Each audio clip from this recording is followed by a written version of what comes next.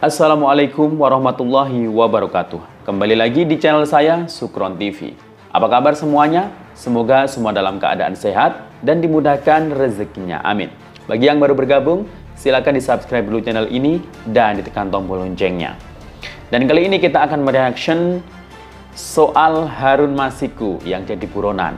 Nah, baru-baru ini KPK mempublikasikan ya foto terkini Harun Masiku dan mengetahui keberadaan Harun Masiku. Nah, apa jangan-jangan di rumah Pak Hasto ini ya? Nah, Pak Hasto karena kan sudah sering ya menyerang Pak Jokowi, bahkan dia seolah-olah mau ditersangkakan, mau ditangkap ya. Padahal memang benar dia ini kan temannya Harun Masiku ya. Sempat diperiksa KPK ya terkait keberadaan Harun Masiku ya. Nah, ini saya yakin sebentar lagi Harun Masiku ini akan tertangkap. Apalagi ya tadi malam Pak Jokowi ini bertemu Pak Prabowo. Wah, jelas ini tinggal dor gitu aja ya, sudah ketangkap semuanya itu yang terlibat ya. Karena menurut Bang Ara juga ya, ini Harun Masiku ini punya rahasia kasus besar, melibatkan orang-orang besar. Wah, hati-hati ya, ini Hasto CS ya. Dan kita akan simak videonya. Komisi Pemberantasan Korupsi KPK memperbarui informasi pencarian tersangka kasus dugaan suap dalam proses pergantian antar waktu atau PAW anggota DPR. Salah satu update atas informasi Harun yang dipublikasikan adanya wajahnya. KPK menyebarkan foto-foto terbaru Harun Masiku yang sudah buron sejak Januari tahun 2020. Ada 4 foto baru Harun yang disebar KPK. Satu diantaranya menggunakan batik berwarna merah muda lengan panjang. KPK juga memperbarui ciri-ciri buronan tersebut. Tercatat tinggi badan Harun sekitar 172 cm dengan ciri badan kurus dan suara sengau dengan logat Toraja atau Bugis. Dalam perkembangan kasusnya, KPK menyita mobil Harun yang terparkir selama 2 tahun di sebuah apartemen di Jakarta pada Juni 2024. Jelajahi cara baru mendapatkan informasi. Download Metro TV Extend sekarang. Kapan diambilnya foto tersebut, diambil dari mana, penyidik tidak menyampaikan, hanya disampaikan bahwa ini adalah foto-foto terbaru, di mana dan kapannya belum disampaikan ke saya. Minimal di luar di dalam negeri. Informasi terakhir ada di tempat yang masih bisa dipantau. Kami tidak bisa menyampaikan di luar atau di dalam. Tentunya segala hal yang disampaikan oleh jubir dapat mengganggu proses pencarian saudara Harun Masiku, sehingga hal-hal tersebut atau informasi tersebut belum bisa disampaikan saat ini. Jadi bersabar aja teman-teman. Mas masih bisa dipantau Pak, kita akan takut Mas. Ya, karena informasi yang masih bisa dipantau itu informasi-informasi yang perlu dilakukan pendalaman ya, posisinya. Penyidik juga masih secara hati-hati mencari, melihat. Kembali lagi masih bisa dipantau itu clue aja yang disampaikan oleh saya tadi, bukan berarti saya secara eksplisit mengatakan dia ada di dalam atau di luar negeri.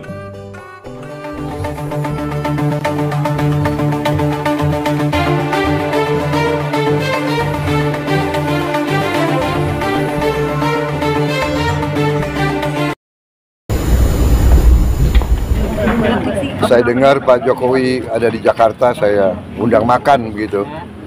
Jadi beliau saya pernah ke rumah beliau di Solo, saya undang sekarang ke Kartanegara. Saya kira itu ya. Agenda ya? tadi apa Pak di dalam Pak? Tadi kita makan malam Pak ya. Makan malam. Menunya apa Pak? Nasi goreng Jawa Pak. Ayam goreng dan macam-macam lah. Ya. Ada pembahasan politik sama ekonomi Pak. Partai Gerindra mungkin atau bagaimana? Mau masuk ke partai Gerindra? Oh, kalau Gerindra terbuka. Tapi kita tentunya nggak bisa maksa beliau masuk. Ada lagi tapi ada tadi kita makan. Semoga diberikan keadilan. Kami semua menangis. Kalau Gerindra terbuka. Tapi kita tentunya nggak bisa maksa kalau masuk. Semoga diberikan keadilan. Waktu ke Merauke kan, kemudian mampir ke Solo. Ini saya pas ke Jakarta. Saya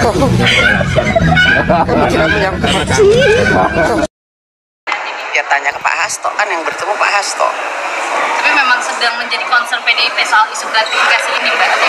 Harus dibedakan ya, ini pertemuannya adalah Pak Hasto sebagai pribadi ataukah kemudian sebagai sekjen. Kalau saya melihatnya itu pertemuan antara dua orang yang sama-sama mempunyai pertemuan silaturahmi.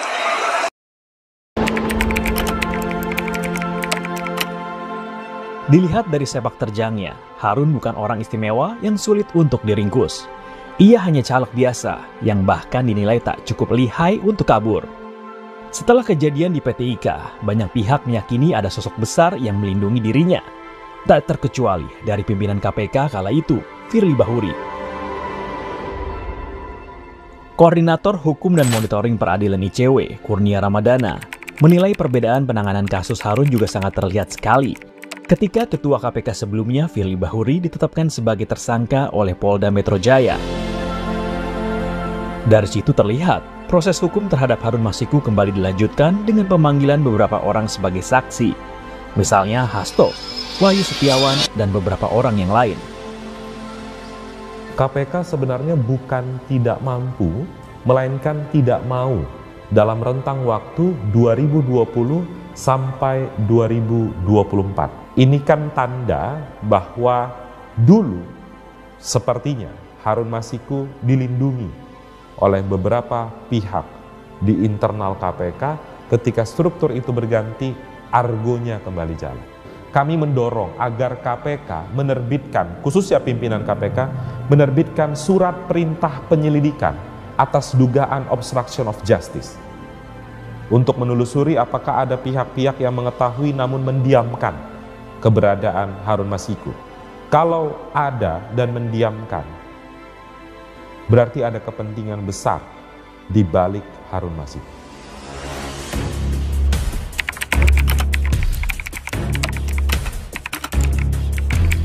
Tak hanya soal siapa yang melindungi Harun Masiku, ICW juga menduga uang suap dalam kasus ini diyakini tidak sepenuhnya berasal dari kantong Harun Masiku. Selain itu, diduga ada dana yang mengalir hingga kini untuk menopang hidup si buronan. Kami juga yakin dana yang diberikan oleh Harun Masiku melalui Saiful Bahri kepada Wahyu Setiawan yang jumlahnya lebih dari 500 juta rupiah, kami masih yakin uang itu tidak sepenuhnya berasal dari kantong Harun Masiku. Kami yakin betul ada pihak-pihak yang mensponsori praktik suap menyuap tersebut. Buronan itu butuh uang yang banyak, butuh uang tunai yang banyak. Karena dia tidak bisa mengakses lembaga keuangan, dia tidak bisa mengakses rekening, ATM, perbankan. Yang jelas orang yang membantu pelarian Harun Masiku pasti orang yang berkuasa dan uangnya banyak. Di tengah bergulirnya narasi yang menyudutkan KPK soal Harun Masiku, KPK meminta masyarakat untuk bersabar. KPK juga memastikan bahwa penyidik KPK bekerja dengan profesional. Jadi kenapa bisa lama ya, karena memang secara real info atau petunjuk itu datangnya sesuai kehendak Tuhan yang Maha Kuasa gitu loh. Pada saat itu ya baru datang, makanya ditindaklanjuti. Yang kita tetap bekerja, informasi apapun kita tindaklanjuti. Karena penerima juga sudah divonis, pemberinya masa mau serta-merta dilepaskan gitu kan enggak. Jadi kalau sprindik sudah terbit kan, kecuali dia meninggal dunia, memang benar-benar atau penyidik tidak menemukan alat bukti, nah, itu ya bisa SP3 bisa. Tapi selain itu, Momen tangisan Sekjen PDIP dari 2018 sampai 2024. Pertama pada 6 Januari 2018 saat menerima keputusan pengunduran diri Abdullah Azwar Anas sebagai calon wakil gubernur Jawa Timur. Kami memberikan dukungan moral. Kami memberikan dukungan sepenuhnya bahwa yang namanya Abdullah Azwar Anas adalah sebuah korban dari politik yang liberal itu. Kedua dalam podcast Akbar Faisal Uncen Soret 9 November 2023. Mengawal Pak Jokowi. Semua. Dan kami juga. Saya belum menghitung berapa yang di ranting-ranting itu. Ketiga pada 18 Oktober 2024 ketika menjalani sidang terbuka promosi Dr. UI. Dari teori ketahanan partai ini terbukti bahwa meskipun PDI itu luka-luka, karena memang yang dihadapkan adalah watak kekuasaan itu.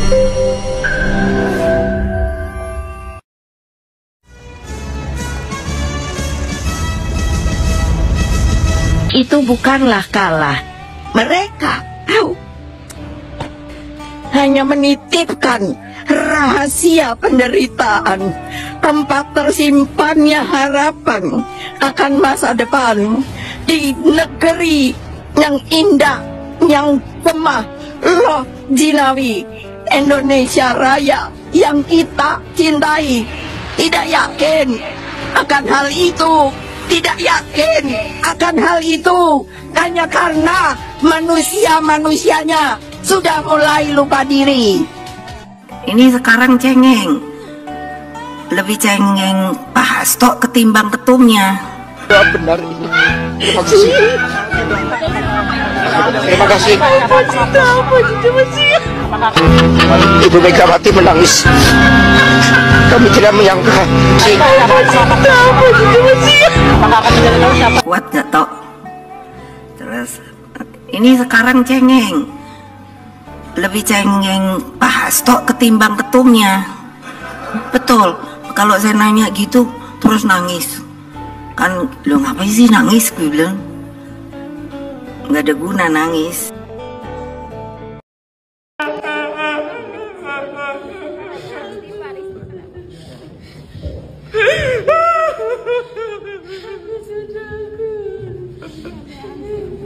Kecewa, dia kecewa.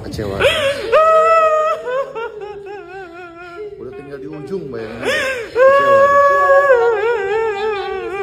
Dia bisa rasakan lah bagaimana kecewanya. Segitu jahatnya aku. Perpecahan dua kubu di PDIP, kubu Puan Maharani versus kubu Hasto Kristianto. Terjadi perpecahan di antara dua kubu internal PDIP yang menentukan perkembangan arah politik Partai Banteng Moncong Putih. Saat ini, dua kubu ini memiliki latar belakang, karakteristik, dan kepentingan berbeda yang saling bertolak belakang antara satu dengan lainnya. Pertama, PDIP kubu Puan Maharani merupakan anak dari Ketum PDIP Megawati Soekarno Putri yang berdarah biru terah keturunan Bung Karno. Kedua, PDIP kubu Sekjen Hasto Kristianto yang muncul dari kaderisasi partai disertai kepentingan pribadi yang melekat. PDIP kubu Puan terlihat lebih santun dan bijaksana dalam menyampaikan pendapat politik. Sebagai sekjen, kalau saya melihatnya itu pertemuan antara dua orang yang sama-sama mempunyai pertemuan silaturahmi.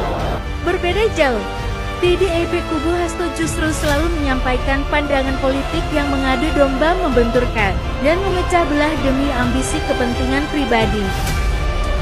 Tapi kemudian ketika rakyat Indonesia diperlakukan seperti ini, maka mereka kemudian ikut bergerak dan menyampaikan banyak informasi berharga kepada saya. Kubu Puan menginginkan demokrasi bangsa yang utuh dan sejati, serta mengedepankan nasionalisme. Di sisi lain, kubu Hasto Kristianto justru menjadi kelompok pembisik yang selalu merongrong demi menikmati kekuasaan dengan memanfaatkan jabatannya di partai. Assalamualaikum teman-teman, informasi hari ini. Roky Gerung sebut Jokowi seperti maling, usai tak dianggap PDIP sudah tertangkap tangan, salah tapi minta bukti. Pengamat politik Roky Gerung menyebut Presiden ke-7 RI Jokowi Widodo atau Jokowi seolah seperti maling yang sudah tertangkap tangan. tapi masih meminta bukti. Menurutnya Jokowi seperti mencari sensasi agar dipecat langsung oleh PDIP.